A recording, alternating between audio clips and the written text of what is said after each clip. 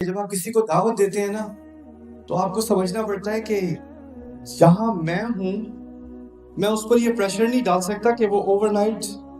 ایک ہی دفعہ سنا کے وہ وہاں آ جائے جہاں میں کھڑا ہوں۔ آپ کو کچھ ٹائم لگا، فرض کریں آپ نے 5 وقت کی نماز پڑھنی شروع کر دی، اب آپ کو بےچینی ہوئی کہ میرا کوئی ماں ہے، اس کو بےچینی ہوئی میرے بچے بھی اب نماز پڑھنی شروع کر دیں،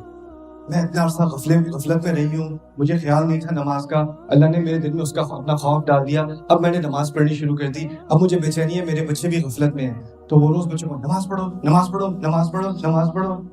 نماز کیوں نہیں پڑھ رہے، خدا کا خوف کرو، پتہ نہیں ہے تمہیں۔ وہ اب یہاں پہنچ چکی ہے اور وہ چاہتی ہے بچے فوراً وہاں پہ پہنچ جائیں، لیکن بچوں کے ساتھ ہوتا کیا ہے، اس کو آپ جتنا کہو گے نماز پڑھو مصیبت ہے، امی پھر شروع ہو گئی دوبارہ میرا پیچھے نہیں چھوڑتی۔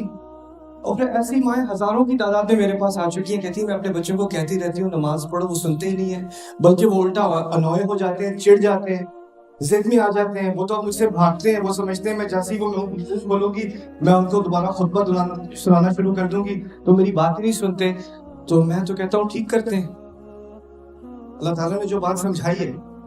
اگر آپ کے ساتھ ایسا کیا جاتا تو آپ بھی کبھی نماز نہ پڑھتی۔ اللہ تعالیٰ نے ایک وقت پر آ کر آپ کے دل میں کوئی چیز ڈالی ہے، اور وہ کسی نے نرمی سے بات کی ہوگی تبھی ڈالی ہے نا، اور کسی نے آپ کے ساتھ کچھ تحمل سے کام کیا ہوگا تبھی ڈالی ہوگی نا۔ ایک مشہور حدیث کا حوالہ یاد آتا ہے، رسول صلی اللہ علیہ وسلم کے پاس ایک شخص آیا، کہتا ہے ابایعک علی صلاتین، میں آپ کو بیعت دینے کو تیار ہوں، مسلمان ہونے کو تیار ہوں، نمازیں میں نے 2 پڑھنی ہیں، 5 نہیں پڑھ سکتا، میں 2 پڑھوں گا، اور اس کنڈیشن پہ، اس شرط پہ میں مسلمان ہونے کو تیار ہوں۔ روایت میں آتا ہے رسول صلی اللہ علیہ وسلم نے اس کا اسلام قبول کر لیا، کچھ آگے سے کہے بغیر، وہ خوشی خوشی چلا گیا۔ باقی سارے صحابہ حیران، یہ کیا نیا ڈسکاؤنٹ پروگرام شروع ہوا ہے کہ 5 سے 2 ہو گئی نمازیں، پوچھا کہ یہ کیا ہوا، تو وہ کہتے ہیں جب اس کو نماز کی لذت آئے گی تو خود ہی وہ 5 پڑھنی شروع کر دے گا۔ اس کے بارے میں اللہ تعالیٰ خود کہتے ہیں تم ایک قدم ایک لیول پر ایک دفعہ میں چڑھتے چلے جاؤ گے، آگے بڑھتے چلے جاؤ گے، ہر کوئی ایک دم سے اسی طرح 0 to 100 نہیں جا سکتا۔ تو جب ہم دعوت کی بات کرتے ہیں تو پہلی چیز ہوتی ہے کسی کے ذہن میں کوئی بات ڈالنا۔ اس کے بارے میں ایک اور اشارہ رسول صلی اللہ علیہ وسلم سے کیا گیا، بہت خوبصورت بات ہے، انما تنذر من اتبع الذکر وخشی الرحمن بالغیب، سورۃ یاسین میں، کیونکہ رسول صلی اللہ علیہ وسلم دعوت دیا کرتے تھے بازار میں جا کر کھلے عام، قرآن کی بات سنا رہے ہیں، اکثریت مکے والوں کو سننے میں کوئی دلچسپی نہیں ہے، لگتا ہے کوئی آڈینس ہی نہیں ہے، کوئی ان کو دھیان ہی نہیں دے رہا، تو اللہ تعالیٰ نے اپنے نبی کو ایک بات بتائی، بڑی پیاری بات بتائی، آپ صرف اسی کو خبردار کر سکتے ہیں جو خود اس یاد دہانی کے پیچھے آئے، من اتبع الذکر، اور پھر کہا وہ خشی الرحمن بالغیب، یہ ہیرے والے الفاظ ہیں، اور جس نے الرحمن کا خوف کیا غیب میں، غیب سے 2 مرادیں ہیں، ایک مراد کی ابھی میں بات کروں گا، یعنی آپ کی بات تو اس نے سن لی اور وہ چلا گیا تو آپ کو لگا آپ کی بات کا اس پہ کوئی اثر ہی نہیں ہوا،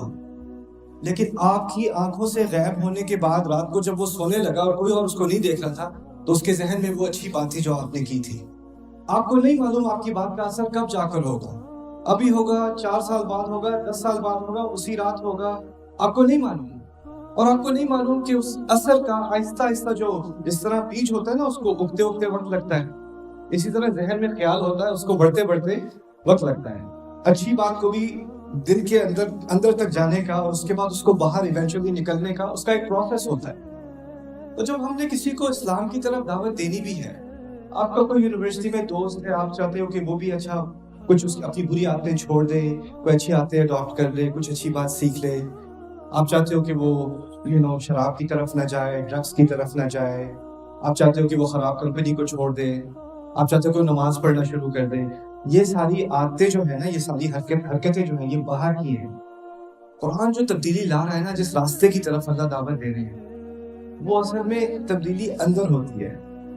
وہ اصل تبدیلی اندر ہوتی ہے،